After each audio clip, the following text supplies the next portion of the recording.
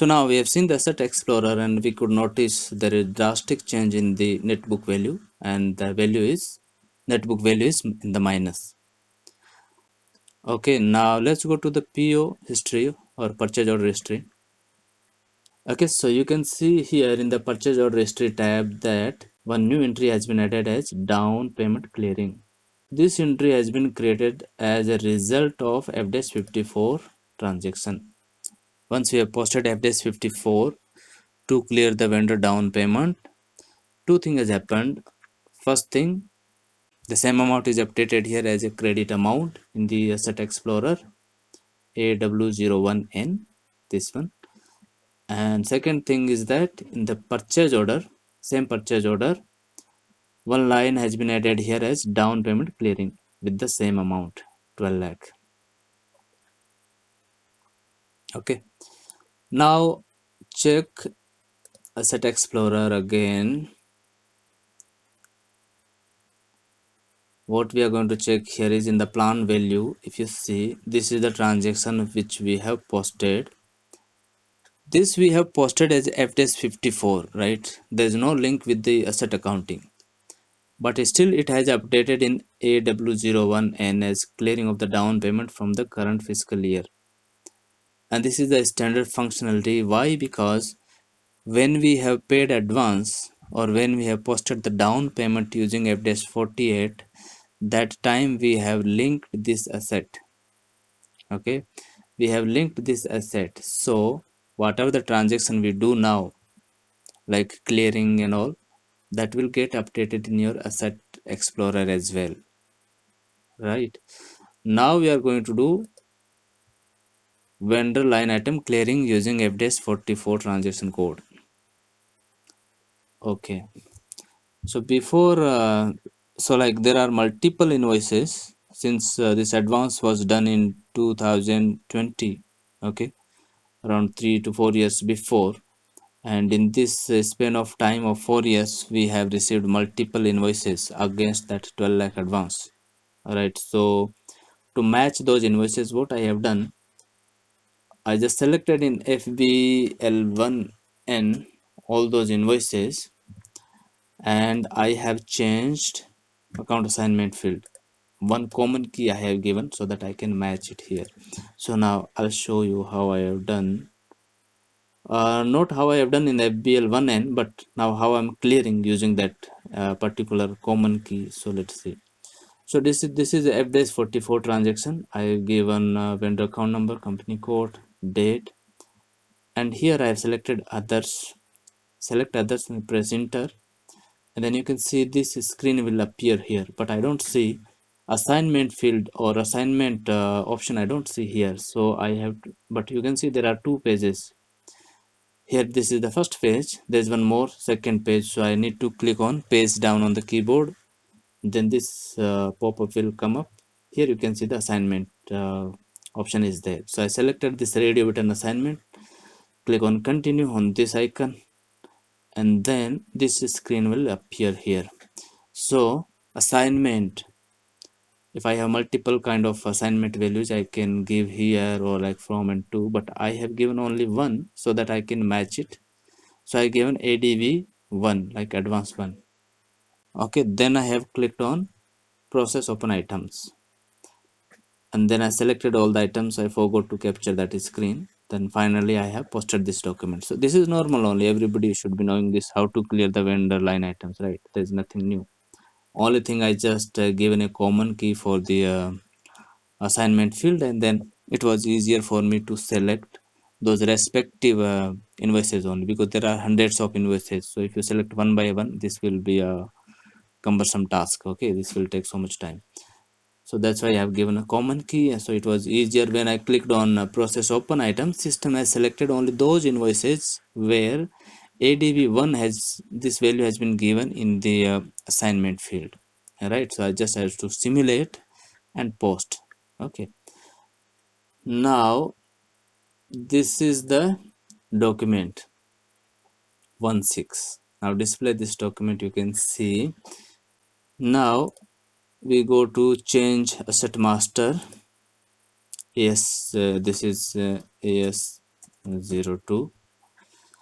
Now I'm trying to deselect this checkbox because earlier I have selected to allow the negative value. Now say we don't want to allow the negative value because we have cleared the vendor advance or down payment and this normal clearing. So we want to set this as, we want to remove this indicator from checkbox from here. Okay, but what is happening? I'm getting one error. So this is one important message you can see here. Acquisition value will become negative in depreciation area 1.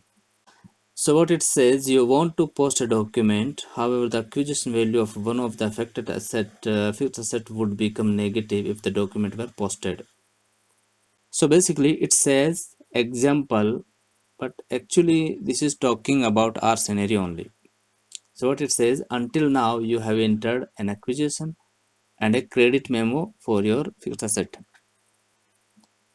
You now want to reverse the acquisition. In this case, you then get the message because the acquisition value would become negative as a result of the existing credit memo. Okay, mark this word, credit memo. So proceed as follows. First, reverse the credit memo on your fixed asset. After that, you can reverse the acquisition. One hint we got from here is that system is saying one credit memo is already posted in this asset. Okay, so okay, now for time being, let's ignore this message and we are going to do the next step, which is like the requirement from the business that they want to retire this asset. Okay, just ignore this message for a moment. And I was not able to deselect this, so I had to come out after getting this error message. So I'm going to retire this asset. So the transaction code to retire the asset is ABAVN. Now let's see what happens. So this is the transaction screen. Here you give the posting date, document date, and any text if you want to give, and then just click on simulate, this icon, simulate, and this is the document system has simulated. Notice here, system is going to post a loss on sale of asset 11,61,000. Okay, whereas my asset value is only 56,000. But system is saying that once you retire this asset, it's going to book 11,61 something as a loss. Now see this one here. Since credit memo is there and system is booking the bigger loss of 11.67 lakh, we need to reverse the credit memo.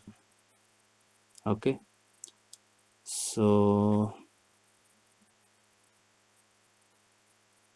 okay, so to reverse that credit memo, when this credit memo was posted, if I see AW01 in fiscal year 2020, I can see there is one credit memo is posted. So the scenario is like this. They have posted asset down payment. I don't know whether I captured that screen or not, so I'm explaining it here. So there was a down payment of 12 lakh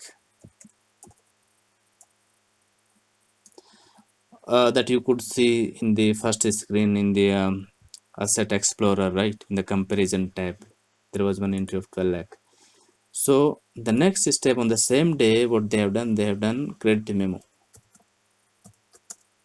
Credit memo in assets. Okay, so there is a specific transaction code to post asset credit memo. So what they have done, they have posted 12 lakh as credit memo. So by which what they are trying to do is that they want to nullify this 12 lakh so that depreciation should be calculated only on my APC value. Okay, and what is my APC value is 56,000. If they don't reverse this amount, so there is only one way to reverse this amount is to post the credit memo. So if they don't post the credit memo, what will happen? System will start calculating depreciation on entire amount, which would be your 56,000 plus 12 lakh.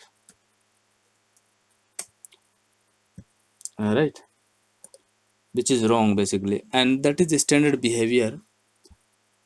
Okay, if like near future, if you are going to receive the full invoices against this advance, then what you can do, like say after 4 months or 3 months, you can do the clearing, and whatever the excess depreciation has been posted, that will get reversed once you clear this down payment. But in this case, what happened, the advance was posted 4 years before, and now they are going to clear.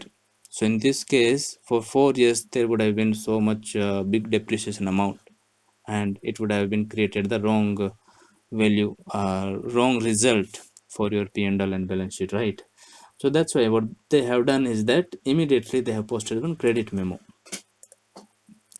Challenge is that now system will not allow to clear vendor line items.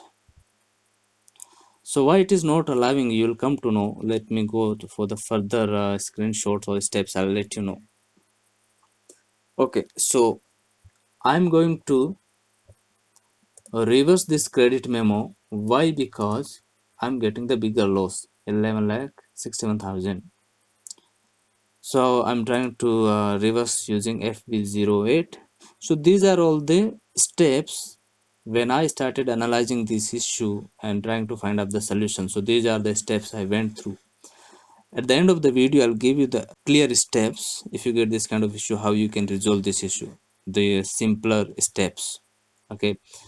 Okay, so normally what happens when you are working in the real-time projects, there won't be ready-made solutions, right, for any kind of issues. So you have to basically, you have to do some R&D.